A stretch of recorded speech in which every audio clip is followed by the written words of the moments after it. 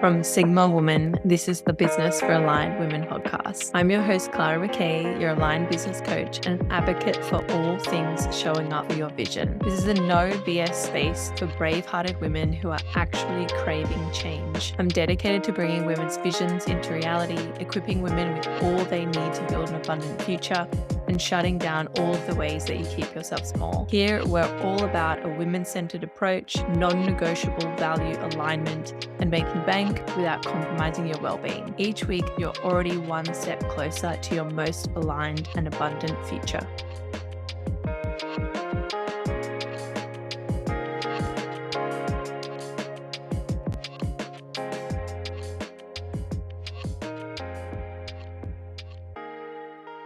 Welcome to this week's episode. We're talking all about boundaries today. And I think I will be repeating myself quite a bit because I know I've done at least one episode on boundaries before. There might even be an episode with the same title. There might even be an episode where I'm saying the exact same things. And I don't feel bad about it. And I'm not going to apologize about it because this is such an important topic that I just don't think people are fully integrating or fully getting, fully embodying. So we're going to be talking all about boundaries in business, and I'm going to be nutting out the areas that you need to be aware of and the structures that boundaries need to have in order to be healthy and in order to function. And I just did want to say that over the last month, we did about a month's worth of episodes where we were really diving deep into that emotional enmeshment with your business. And the result of that is the episodes were a bit heavy. They're a bit negative leaning. They're a bit focused on the self-sabotage aspect. And I want us to just take a really big, deep breath in, let go of all that because it was a necessary kind of evil. We had to go into it, but now we're going to move on and start looking at more kind of positive things. Now, in saying that necessary evil, I got the most positive feedback and the most messages that I've gotten in a long time from, especially the episode that we did with Bella. So I know that you need to hear it, but I also want to acknowledge, thank you for sticking around because that was a pretty heavy month. And I do want to reiterate as well, talking about anything like that that is heavy or negative in that way, my only intention is to empower you and support you to move into doing things in a way that is more nourishing and aligned for you. And also, a lot of that self sabotage, it is not your fault. It is systemic, it is cultural, it is different social pressures.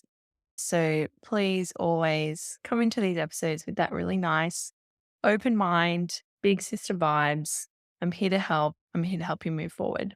Before we get in today, I did want to remind you to have a look at my sales block quiz.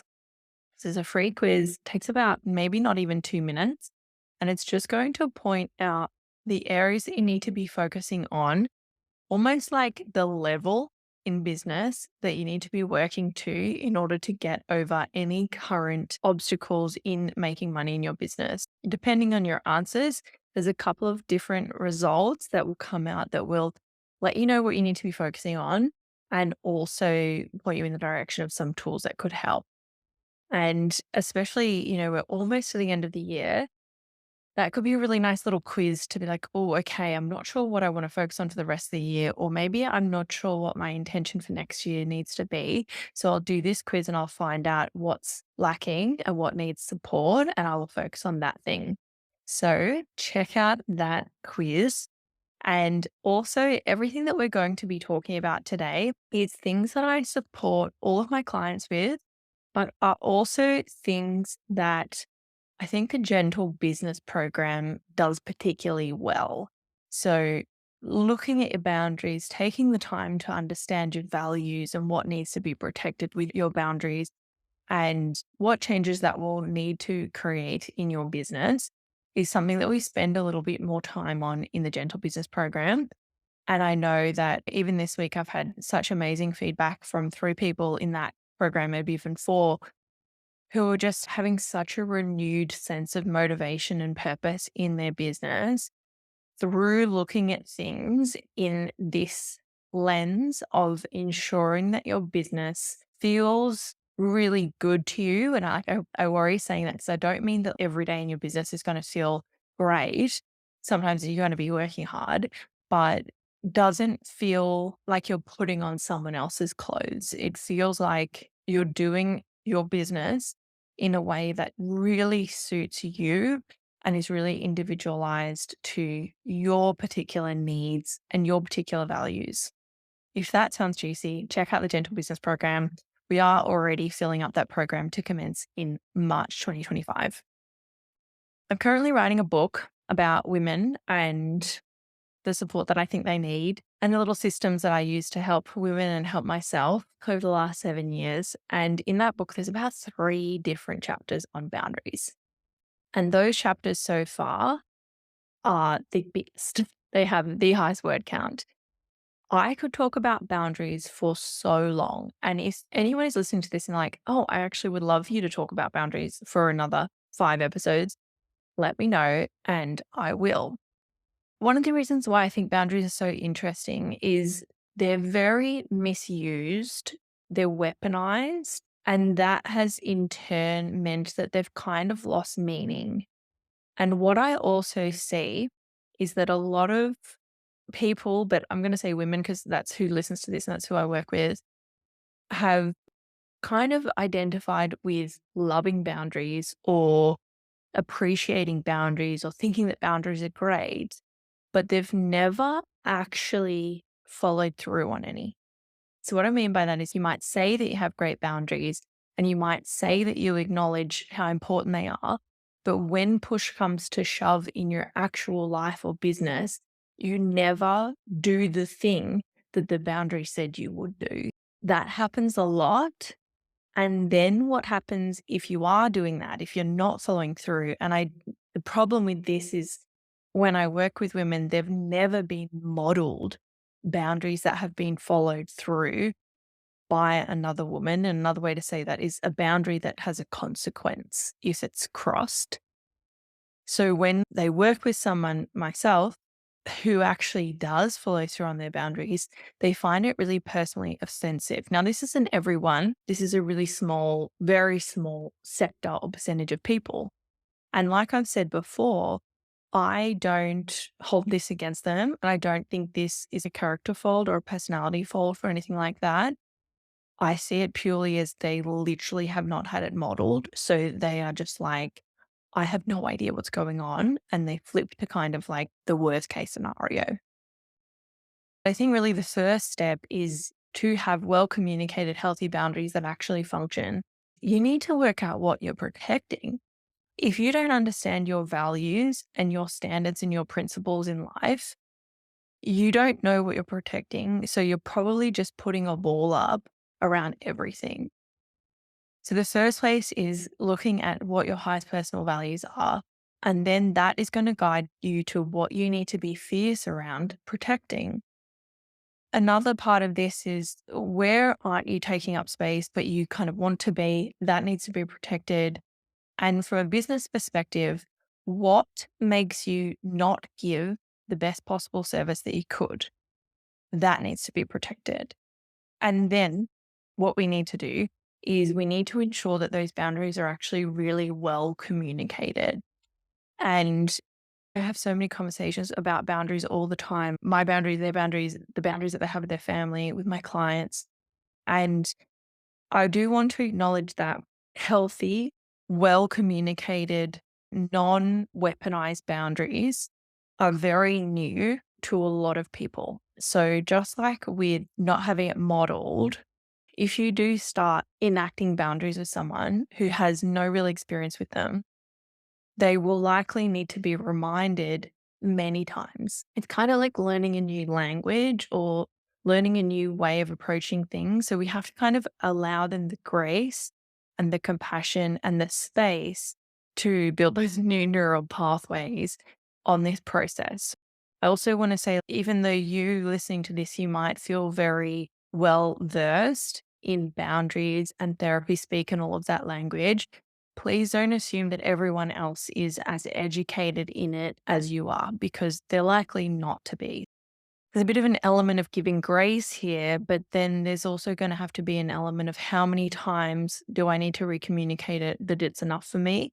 And how many times do they cross it after I've recommunicated it that then the consequence happens? When we work out what needs to be protected and then we work out what our boundaries are, then we need to communicate them properly and clearly and well. So, for instance, the biggest boundary that I have in my business externally, I have a lot of boundaries for myself in my business, but for others, is around communication limits. And essentially, if you work with me in an intensive, you can speak to me once a day, Monday to Thursday. If you work with me in a longer container, it's once a week. If someone hasn't had boundaries modeled well and in a healthy, communicated way to them, they can respond to that with, oh, I'm special. So she has that boundary, but it doesn't apply to me. And as I say that, I think that will spark things in your mind of when other people do that to you as well in your boundaries. If they've not had that modeled and then they realize, oh, I'm not special, she is actually enacting this on me as well, they can really take it as an insult. Boundaries are not an insult. And as soon as we start accepting other people's boundaries with openness and non judgment, the sooner other people will have it kind of represented to them that they need to respect yours as well. But if you're going through your life not respecting anyone's boundaries or treating boundaries like an insult, you have to understand that's what you're showcasing to the people in your life and your business. So that's probably how they're going to treat your boundaries as well. Okay. Just using this one little example, because it's the only real one that I have in my business, I communicate that boundary. It's on the sales page. If you jump on an alignment call with me, I explain it on the alignment call. When you sign up to work with me, it's in an audio welcome note and it's also written in a dot point welcome note. It's in our welcome pack. There's a little bit of information on the communication boundaries. It's also in our shared sheet that we use to kind of gather all of your homework. And then I will also explain it in the first call. So I think that's about 6 or 7 times that I have said that boundary.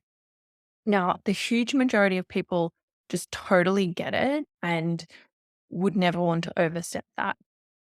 This tiny segment of people who've never had healthy boundaries modeled to them by other women or have never themselves or been around other women who actually follow through on the boundaries that they say they have get really upset about this. And it's a really interesting experience because it's always people pleaser types who get upset. And it's almost as if me following through in a boundary in my business has attacked their sense of reality in the world because, from their perspective, worth equates from availability. With people pleasers, the more available they are, the more valuable they are. So if I'm then saying, no, I'm not available, they then will take it on as, well, there's no worth here. This isn't worth having kind of thing. And it's a really interesting internalized patriarchy thing to watch play out. But my point of talking about all of this is that I communicate that 7 times. And then with especially people who haven't had healthy boundaries modeled, I will probably need to recommunicate that 3 or 4 more times. And I will also need to consciously continue to reiterate that if they need more support, there's an option for that, but it is an increased fee.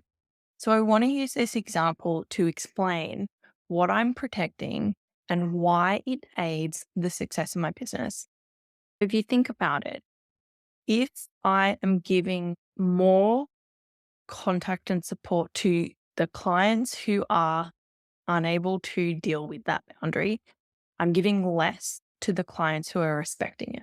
Also, something that I think a lot of people don't ever think about in their business is if I'm spending time responding to a message from someone, I'm not able to do anything else in my business at that time. So I reduce the ability to make more money for the window of time that I'm spending responding to that person, which is why If they need more support, there's an additional fee because it is literally taking money and sales out of my business.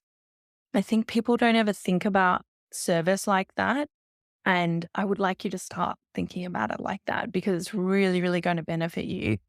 But the other parts of this particular example in my business is if I'm getting like 1,000 notifications a day, I have notifications turned off. So it's not like that. But when I log into our communications app, if I've got 1,000 notifications in there that I have to go through, that's also not going to keep me in the best regulated place so that when they ask me for advice, I can give them the best regulated advice and response. So essentially, it's dysregulation, it's exhaustion, it's tiring me out. And it means that I'm not able to give the best service, not only to them, but to everyone. It also means that I'm not able to continue developing my business beyond clients ongoing because I'm tired, because I'm malnourished, I'm exhausted. One thing that I often ask women to do, especially my Gentle Business program, is to spend time brainstorming and fleshing out what needs to be protected in their life and their business and what they need boundaries around in order to be successful in business. I think it's fair to say that success means giving the best service, being present, and not being burnt out. But maybe there's other things that are specific to your business that is what success means and what you need to be protecting. My point with this episode is I've used this one little example in my business, which is really interesting, and I could go into it for a really long time. But this little example proves to me how much women need healthy boundaries modeled to them more, and how modeling healthy boundaries to each other is helping everyone. And also that most women, especially if you're a people pleaser, need to give the time to examining and working out what needs to be protected in their business. Some other examples of boundaries might be you don't go, and I'll think of my own business and myself. I don't go on social media before like 8, 9 a.m. I have my morning routine before I even pick up social media most days. I am offline pretty much Thursday night to Monday morning. And those things enable me to be healthy and well enough to do and run my business really well.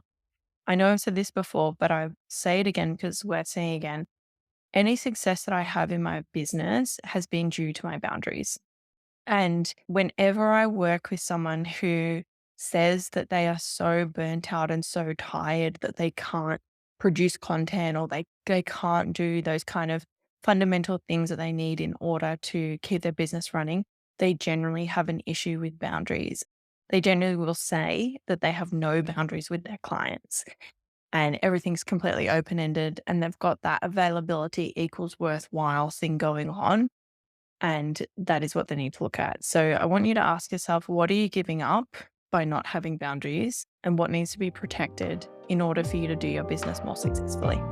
If you can't tell, getting to share this time with you is something that I find truly sacred. I know that you're busy, but if you've taken anything away from our time spent together today, could you extend the love and share this episode with a friend, your community, or on your socials? Tag me so that I can see it and I can share it too. Or when you have a spare moment, leave the podcast for review. These things cost you nothing and will mean so much to me. Let's get this resource into the hands of more women visionaries and help us collectively move towards our most aligned way of being and doing business together.